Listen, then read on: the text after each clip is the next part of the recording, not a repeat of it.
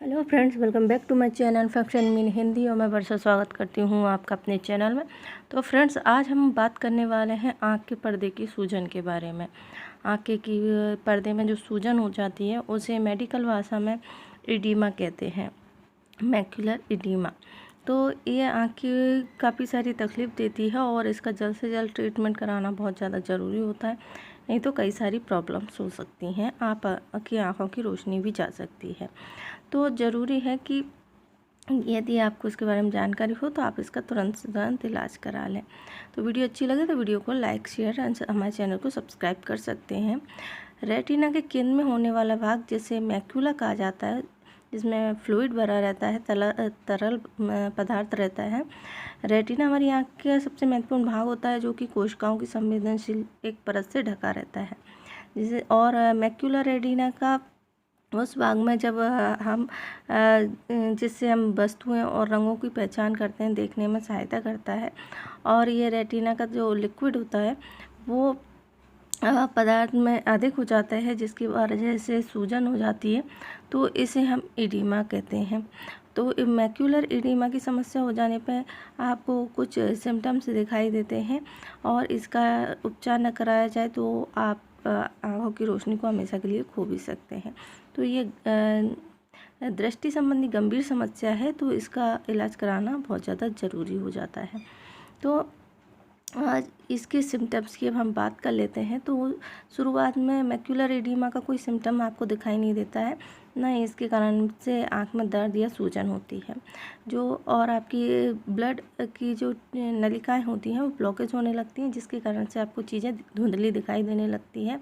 जैसे जैसे इसकी सूजन बढ़ती जाती है उतनी उतनी आपको प्रॉब्लम बढ़ती जाएगी। आँखों के आगे अंधेरा छाने लगेगा, चीज़ें हिलती हुई दिखाई देंगी, पढ़ने में दिक्कत होगी, चीज़ों का रंग सही से समझ में नहीं आएगा, रेखाएं यदि आप देखते हैं तो वो सीधी नहीं दिखाई देंगी, टेढ़ी मेढ़ी दिखेंगी, तेज़ रोशनी को आप सहन नहीं कर पाएंगे। तो ये इस तरह की सिम्टम्स आपको दिखाई देने लगते हैं। तो इससे आप पहचान सकते हैं कि आपकी आँख में तो जो समस्या है वो शुरुआत हो चुकी है और आपको इसकी ट्रीटमेंट कराने की ज़रूरत हो गई है।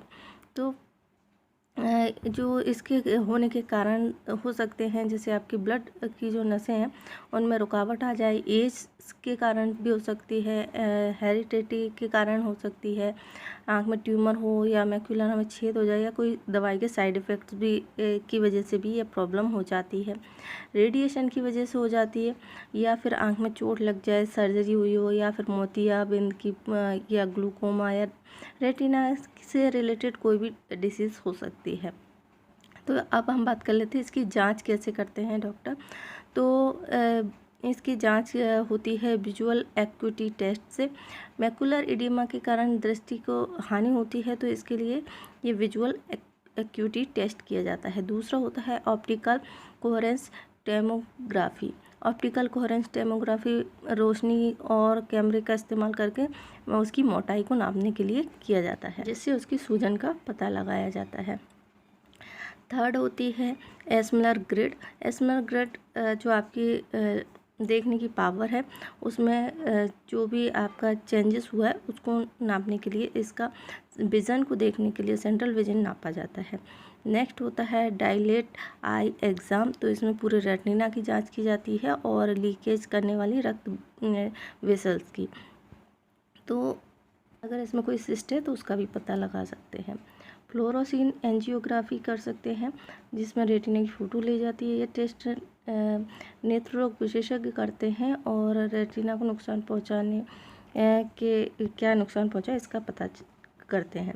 तो इसके ट्रीटमेंट की बात कर लेते हैं। जब ये समस्या हो जाती है तो सबसे पहले उसके कारण, जिस कारण से होता है उसको इलाज करना बहुत ज़्यादा ज़रूरी हो जाता है। मैक्यूलर और उसके आसपास की ब्लड वेसल्स में जो ज़्यादा लिक्विड आ रहा है उसको चेक करते हैं कहाँ से आ रहा है, और उसके हिसाब से उसकी दवाएं लेज़र या फिर सर्जरी के लिए बोल सकते हैं। पर इंट्राविट्रल इंजेक्शन भी दिया जाता है यदि मैक्यूलर एडिमा एक ही जगह पे हो तो। फुलर लेजर का भी इस्तेमाल कर सकते हैं। इसके अलावा आई ड्रॉप्स का इस्तेमाल कर सकते हैं। आई ड्रॉप्स में आपको एंटी इन्फ्लेमेटरी ड्रॉप्स देते हैं जो रेटिना की मामूली की सूजन होती है उसको कम करती है।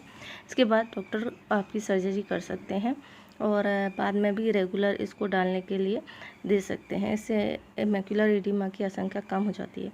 नेक्स्ट होता है फोकल लेजर ट्रीटमेंट दे सकते हैं। इसके द्वारा मैक्युलर की जो सूजन है उसको कम करने का प्रयास करते हैं। लेज़र सर्जरी से लेज़र पल्सेस मैक्युलर के आसपास के क्षेत्रों में डाली जाती है और इस जो वहाँ से लिक्विड आ रहा है उसको कम करने का प्रयास किया जाता है और इसका उपचार रक्त वेसल्स के द्वारा किया जाता है। तो इनको सील कर देते हैं और आपकी जो दृष्टि है उसमें सुधार आता है। सर्जरी कर सकते हैं हम, इसके लिए सर्जरी की जाती है और इसके जमा हुआ फ्लूइड निकाल देते हैं। IVF डे केयर की प्रक्रिया है और टॉपिकल एनेस्थीसिया की मदद से दिया जाता है। इसमें दवा बहुत थोड़ी सी मात्रा में सुई से आँख के अंदर डाली जाती है, इंजेक्शन लगाया जाता है जिसमें दर्द नहीं होता और इसमें जो आँख के रोग के विशेषज्ञ होते हैं रेटिना के, वो इसका इलाज करते हैं।